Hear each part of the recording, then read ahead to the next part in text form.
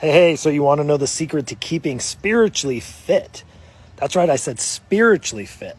Now, if you have no kind of spiritual direction or even interest, this message probably isn't for you, so you can keep scrolling along. But if you want to know the secret to keeping spiritually fit, hang tight, hang tight. I'm going to share with you. By the way, my name is Mark Avens. I am your Bulletproof Christian Fitness mentor. And regardless if you have faith or not, if you want to know about spiritual fitness, well, there's lots of different options, of course. And I'm going to share with you really the secret. And the secret is that it's going to be your secret, right? You're going to figure out what works best for you. And I'm going to share with you one secret, actually one of the secrets that I shared inside of my Bulletproof Fit Christians Over 40 Facebook group. Now, if you haven't heard about my free Facebook group, just shoot me a message just down below. And all you got to do is put in the comments, free group, and I'll send you an invitation to come join that.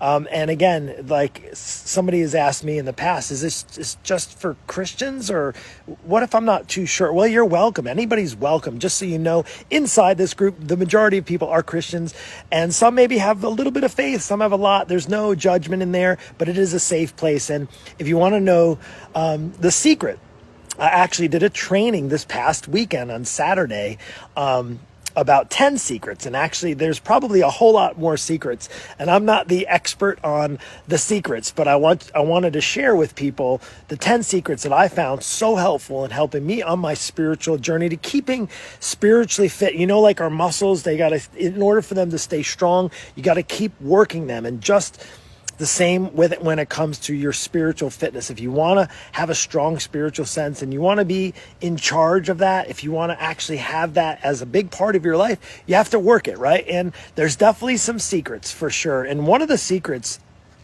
is something that I'm excited about. Now, if you've been following me, I've been in Costa Rica and I got home last night. It was a long day. We left early, got back in, fortunately got safe and sound, didn't have to take any kind of COVID tests or anything like that. I believe today is the first day when you travel, you have to get COVID tested. So far, so good. I haven't had to have a COVID test, and everything's good, all good. I worked out in 3 different gyms. It was pretty open and pretty straightforward, to the point. But anyway, I'm getting off. I'm digressing here.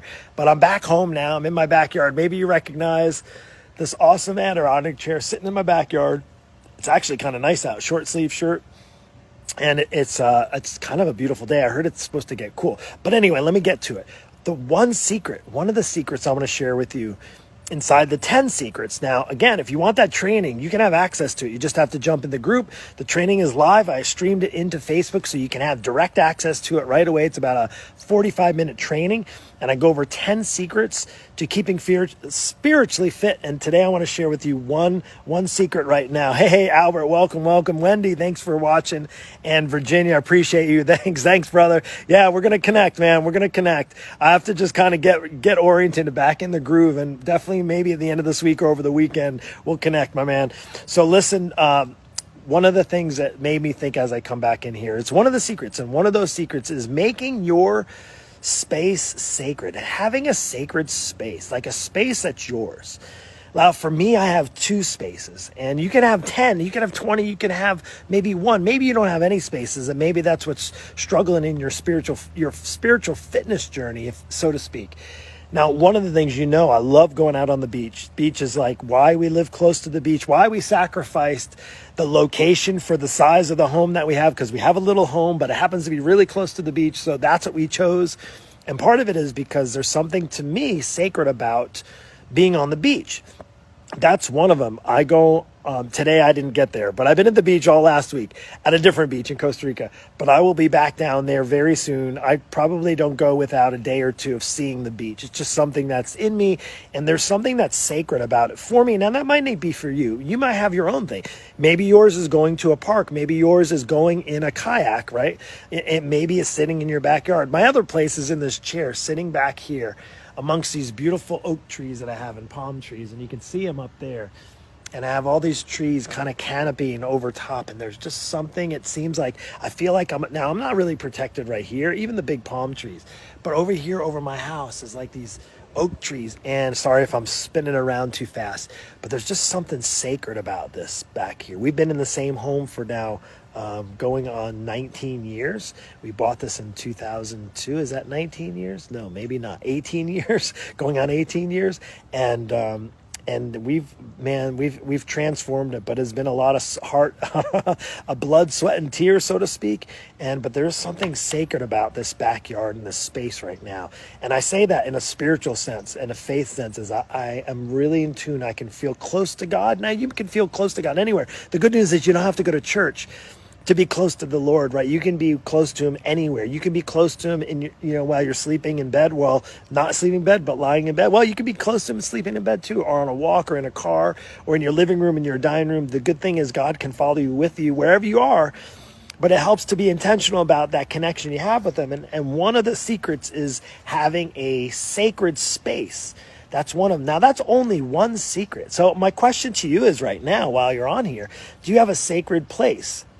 A sacred space for you to get connected with God? Do you have a sacred space that's going to help you improve your spiritual fitness? And I say that is that, like, faith isn't something, yes, it is something that you can say, hey, God, I want a relationship with you, and you welcome into your life, right? But then there is an action step. It requires intention, kind of like if we want to get healthy, if we want to lose weight, the reality is, right, between you and me, we both know that you just need to start eating proper foods and better foods and the right amount of foods, right? It's a calorie deficit, in and out, right? If we were to just all cut to the chase, everybody tells me, Mark, I know what I need to eat. I know how to eat healthy, and I don't really need a coach. But I have been struggling with my weight for the last 25 years. I don't need a coach. I don't need a professional to help me. I know what to do.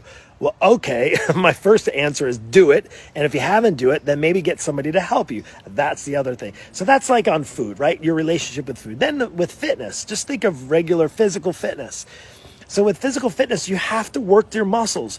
If you want your heart healthier, you have to work your heart. Unfortunately, you can go to the doctors and they can prescribe pills all day long. You can wear a mask over your face and you can think you're protecting yourself, and you may be protecting yourself. But the best way is to you got to take action steps. And that's when it comes to your spiritual fitness and you want to grow spiritually, that's another thing, is you have to be intentional. And having some secrets, a sacred place, is going to be really, really advantageous for you to improve in your spiritual fitness, right? Spiritual fitness, like, oh, okay, yeah, I know God, and yeah, I go to church on Sundays, and I'm in this Bible study, and it's good. And those are all great things. Don't get me wrong, because I'm in them. I have a men's group I'm in on Friday.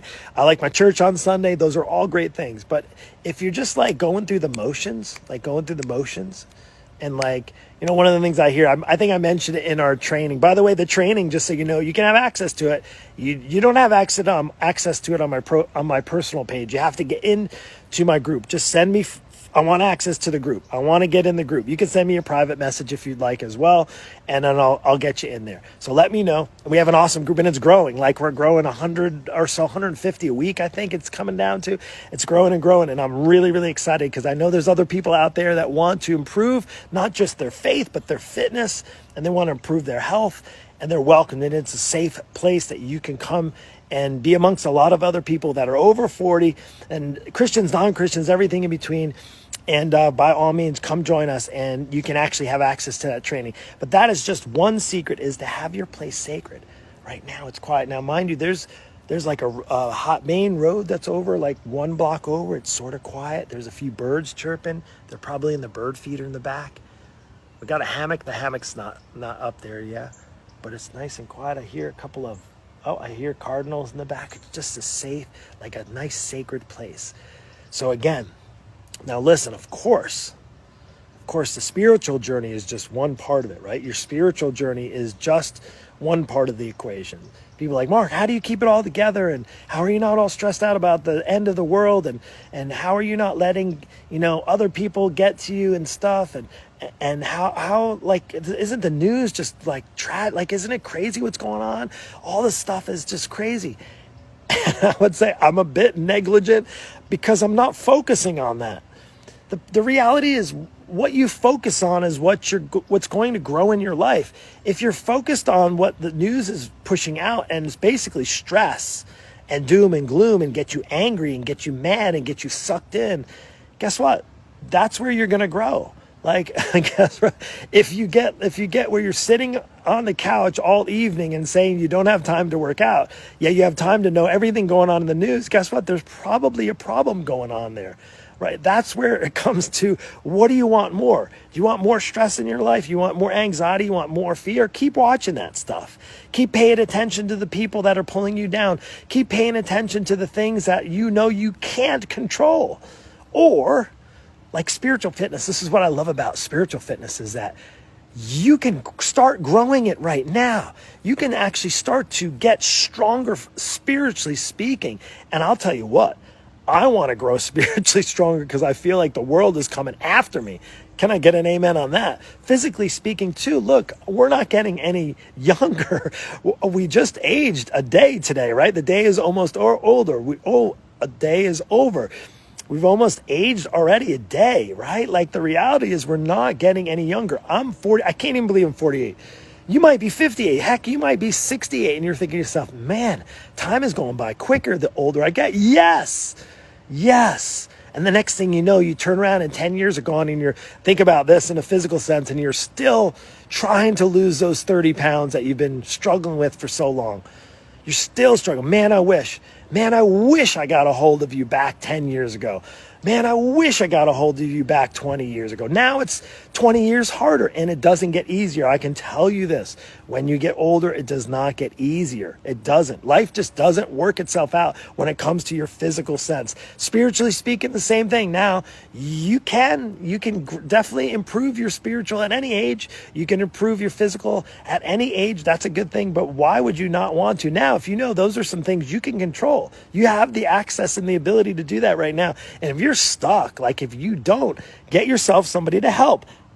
Ding, ding, ding, ding. Let's just shake the bell a little bit. Ding, ding, ding, ding.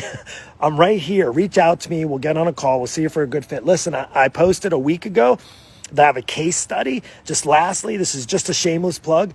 I'm doing a brand new case study for women. Sorry, guys. Sorry, fellas. This case study is for women. I typically work mainly, I say probably 80-20, women and men. Women, you're just so much smarter when it comes to getting help. Guys, you're just not so smart because you think you can take care of it. I know how to work out, Mark. I know what I need to do. I used to be able to bench 300 pounds back in college, my high school days. Well, how many times do I have to hear that? Well, why aren't you in that kind of shape now then?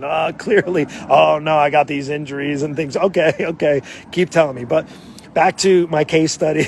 I just had to share a little side note. My case study, I'm looking for, well, I don't have 20 spots. I have about 11 or 12 spots left.